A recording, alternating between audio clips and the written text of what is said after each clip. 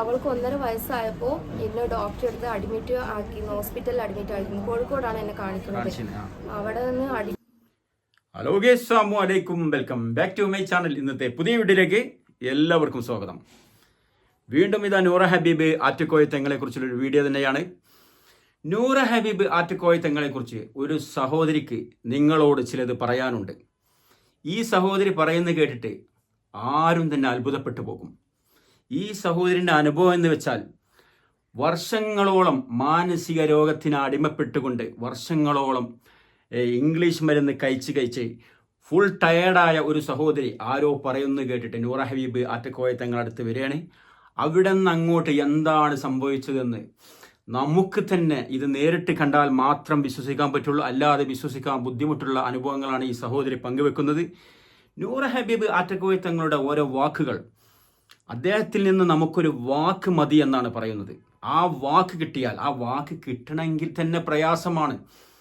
ആ വാക്ക് കിട്ടാൻ തന്നെ പ്രയാസമാണ്. ആ വാക്ക് കിട്ടിയാൽ ഒരു വാക്ക് തന്നെയാണ്, അത് മതി പിന്നെ നമുക്ക്. അതായത് അല്ലാഹു സുബ്ഹാനഹു വ തആല അപൂർവങ്ങളിൽ അപൂർവം പേർക്ക് മാത്രമേ അതുണ്ടാവുള്ളൂ. പഴയ കാലങ്ങളെല്ലാം ഇഷ്ടംപോലെ ആളുകൾ അങ്ങനെ പറഞ്ഞു കേട്ടിട്ടുണ്ട്. പക്ഷേ ഇന്നത്തെ കാലത്ത് അപൂർവങ്ങളിൽ അപൂർവം പേർക്ക് മാത്രമേ അത് ഉണ്ടായിട്ടുള്ളൂ. അതിൽപ്പെട്ട ഒരാൾ തന്നെയാണ് നൂറ ഹബീബ് ആറ്റുകോയ തങ്ങൾ എന്ന് പറയാൻ കഴിയും. ഞാനടക്കം ഞങ്ങൾ അനവധി പേര് ഇത് മാറി നിന്ന് വീക്ഷിച്ച് ഇതിനെ കുറ്റപ്പെടുത്തിക്കൊണ്ടും പരിഹസിച്ചിരുന്ന ആളുകളാണ്. ഇപ്പോഴും പല ഭാഗങ്ങളിൽ നിന്നും നമ്മുടെ ലോകത്ത്, നാട്ടിൽ പല ഭാഗങ്ങളിൽ നിന്നും ഇദ്ദേഹത്തെ ഒരുപാട് രീതിയിൽ കുറ്റപ്പെടുത്തുന്നുണ്ട്. പക്ഷേ അതൊന്നും അദ്ദേഹത്തിന് അങ്ങോട്ട് ഏൽക്കുന്നില്ല. കാരണം എന്താണെന്നറിയോ? അദ്ദേഹം തെറ്റ് ചെയ്യുന്നില്ല. അദ്ദേഹത്തിൻ്റെ പേരിൽ തെളിവുകളില്ല, ഒന്നും തന്നെ അദ്ദേഹത്തിൻ്റെ പേരിൽ തെളിയിക്കാൻ കഴിഞ്ഞിട്ടില്ല. അതുകൊണ്ടാണ് ഇന്നും അദ്ദേഹത്തിനടുത്ത് ഇത്രയും ആളുകൾ ഓടി വരുന്നത്. കാരണം നമ്മൾ ഇപ്പോൾ എൻ്റെ നാട്ടിൽ തന്നെ അദ്ദേഹം വരുന്നുണ്ട്. ഞാൻ മാറി നിന്ന് വീക്ഷിച്ചിരുന്ന ആളാണ്, കുറ്റപ്പെടുത്തിയ ആളാണ്. ഇപ്പം ഞാൻ അദ്ദേഹത്തിൻ്റെ അടുത്ത് ജസ്റ്റ് പോകാറുണ്ട്, അവിടെ ഞാൻ അദ്ദേഹത്തിൻ്റെ അടുത്ത് സമയം ചിലവഴിക്കാറുണ്ട്. പക്ഷേ നമ്മൾ മനസ്സിലാക്കേണ്ട ഒരു കാര്യം, ഒരു കാര്യവുമില്ലാതെ ഒരാളെ കുറ്റപ്പെടുത്തരുത്. എന്തെങ്കിലും ഒരു അടിസ്ഥാനം വേണമെന്ന് ഇതിൻ്റെ മെയിൻ തെളിവാണ് ഈ സഹോദരി പറയുന്നു. അതിന് ബന്ധപ്പെട്ട ഒരുപാട് പേര് പറയുന്നുണ്ട് അദ്ദേഹത്തിൻ്റെ അടുത്ത് വരുന്നവർ. അതിൻ്റെ ഒരുപാട് ഭാഗങ്ങൾ ഞാൻ ഈ വീഡിയോയിൽ കാണിക്കുന്നുണ്ട്. എന്തെല്ലാം ചെയ്തുകൊണ്ട് എന്തെല്ലാം പറഞ്ഞിട്ടും അദ്ദേഹത്തിന് എന്താണ്, അദ്ദേഹത്തിൻ്റെ ഉള്ളിൽ ഒരു കള്ളത്തരമുണ്ടെങ്കിൽ അദ്ദേഹം അവിടെ തന്നെ നമ്മളെല്ലാം കാണുന്നതാണ്. ഞങ്ങളെല്ലാം വളരെ ഓപ്പണായിട്ടാണ് അദ്ദേഹം അതിന് വരുന്ന ആളുകളുടെ അടുത്ത് പെരുമാറുന്നതും എല്ലാം വളരെ ഓപ്പൺ. ഒരു ഡോർ അടച്ചിട്ടോ അല്ലെങ്കിൽ വേറെ എന്തെങ്കിലും കട്ടം ഒന്നുമില്ല, ഫുൾ ഓപ്പൺ. അപ്പോൾ നമ്മളൊന്നും ഒരിക്കലും അങ്ങനെ ഒരു വേണ്ടാത്ത രീതിക്ക് നമ്മൾ കൂട്ടു നിൽക്കില്ല. അപ്പോൾ തീർച്ചയായിട്ടും അദ്ദേഹത്തിൻ്റെ അത്ഭുതകരമായ അത്ഭുതങ്ങൾ, അദ്ദേഹത്തിൻ്റെ നാക്കിൽ നിന്നൊരു വാക്ക് വന്നാൽ മതി, അത് മതി. കാരണം അദ്ദേഹത്തിന് അത്രയും 1000 ലക്ഷോപതി ലക്ഷം പേരെ കൊണ്ട് അദ്ദേഹം സലാത്തുൽ ഫാത്തിഹ ചൊല്ലിക്കുന്നുണ്ട്. അദ്ദേഹം അതിനെ നേതൃത്വം കൊടുക്കുന്നുണ്ട്. അതിൻ്റെ മഹത്വം തീർച്ചയായിട്ടും അനുഭവങ്ങളുണ്ടാവും. അദ്ദേഹം തന്നെ പറയുന്നുണ്ട്, എനിക്ക് കറാമത്തില്ല, ഞാൻ ചൊല്ലിക്കുന്ന സലാത്തുൽ ഫാത്തിഹയുടെ കറാമത്താണ്, അള്ളാഹുവിൻ്റെ കഴിവാണ്, എനിക്ക് കഴിവില്ല. അപ്പോൾ അൽഹംദുലില്ലാ. ഏതായാലും ഈ സഹോദരി പറയുന്നത് നിങ്ങളൊന്ന് കേട്ടു നോക്കി. എന്താണ് ഈ സഹോദരി പറയുന്നത്? ആരും വീഡിയോ സ്കിപ്പ് ചെയ്യരുത്.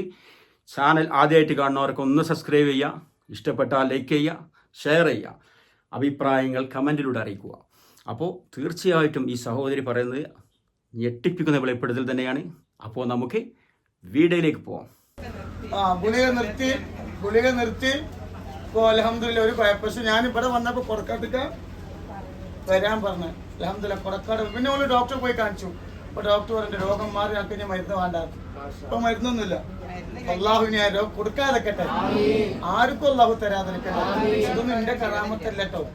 ആൾക്കാരെ പോലെ എനിക്ക് കറാമത്തിന് ശരിക്കൊന്നും അല്ല തന്നിട്ടില്ല.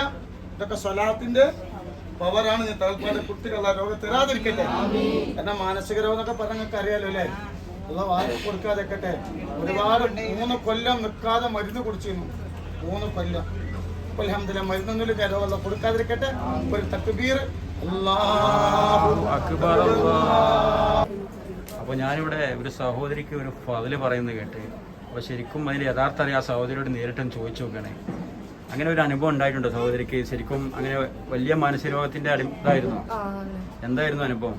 അനുഭവം ഞാൻ എൻ്റെ മോള് പ്രഗ്നന്റ് ടൈമിൽ എനിക്ക് മാനസികമായിട്ട് ഭയങ്കര ബുദ്ധിമുട്ടായിരുന്നു. ശരി. ആ. പിന്നെ ഞാൻ അവിടുന്ന് മുതൽ എനിക്ക് നോമ്പൊന്നും നോക്കാൻ പറ്റിയിട്ടില്ല. അവൾക്ക് 1.5 വയസ്സായപ്പോൾ എന്നെ ഡോക്ടർ എടുത്ത് അഡ്മിറ്റ് ആക്കി, ഹോസ്പിറ്റലിൽ അഡ്മിറ്റ് ആക്കി. കോഴിക്കോടാണ് എന്നെ കാണിക്കുന്നത്. അവിടെ നിന്ന് അഡ്മിറ്റ് ആക്കി റമദാൻ മാസത്തിൽ 26-ാമത്തെ 25-ാമത്തെ നോമ്പിനായിട്ടാണ് എന്നെ അഡ്മിറ്റ് ആക്കണം. 27-ാമൊക്കെ ഹോസ്പിറ്റലിലായിരുന്നു കഴിഞ്ഞത്. അത് കഴിഞ്ഞ് പിന്നെ ഞാൻ വീട്ടിലേക്ക് വന്ന് പിന്നെ ഇവിടെ ഇങ്ങനെ ഞങ്ങൾ അടുത്തുള്ളവർ ഞങ്ങൾ കുടുംബക്കാരനെ വന്ന് പറഞ്ഞാണ് ഇവിടെ ഇങ്ങനെ തങ്ങൾ പാപ്പുണ്ട്, ആ തങ്ങൾ പാപ്പാനെ വന്ന് ഒന്ന് കാണാം. അങ്ങനെ ഞങ്ങളിപ്പോൾ ജനുവരിയിൽ വന്ന് ഈ കൊല്ലം 2025 ജനുവരിയിൽ വന്ന് കാണിച്ച് അവിടുന്ന് പറഞ്ഞ് മേലക്കൊടക്കാട് പോകണമെന്ന്. മേലക്കൊടക്കാട് പോയപ്പോൾ പറഞ്ഞ് ഇത് എല്ലതും മാറും, കുഴപ്പമൊന്നും ഉണ്ടാവില്ല എന്ന് പറഞ്ഞ് അങ്ങനെ അവിടുന്ന് ചെയ്തൊക്കെ ശരിയാക്കി തന്ന്. അൽഹംദുലില്ലാ റാഹത്തായി. ഇപ്പോൾ ഞാൻ ഡോക്ടറെ കാണിക്കാൻ പോയി. അപ്പോൾ ഞാൻ അതിന്റെ മുന്നേ ഞാൻ എന്ത് ചെയ്തു, എനിക്ക് നോമ്പ് നോക്കണം എന്നുള്ള ഒരു വാശിയായിരുന്നു. അതിൽ ഞാൻ നോമ്പ് നോക്കണം എന്നുള്ള വാശിയിൽ ഞാൻ മരുന്ന് നിർത്തി. അങ്ങനെ ഡോക്ടറെ അടുത്ത് പോയപ്പോൾ ഡോക്ടർ പറഞ്ഞ് ഇനി ഈ മരുന്ന് നിർത്തഞ്ഞിപ്പോൾ ഇതിന്റെ അസുഖം ഇല്ല, ഇതൊക്കെ മാറിയിരിക്കണമെന്ന് പറഞ്ഞു. അൽഹംദുലില്ലാ റാഹത്തായി. സന്തോഷമായി. ഇനിയൊന്നും അങ്ങനെ ഒരു സംഭവം തന്നെ ഇല്ലാതിരിക്കട്ടെ. ഇനിയിപ്പോ അങ്ങനെ ഒരു ബുദ്ധിമുട്ടില്ല, ഉണ്ടാവില്ല. ഇനി മരണം വരെ അങ്ങനത്തെ ഒരു സംഭവം ഇല്ലാതിരിക്കട്ടെ. ആമീൻ.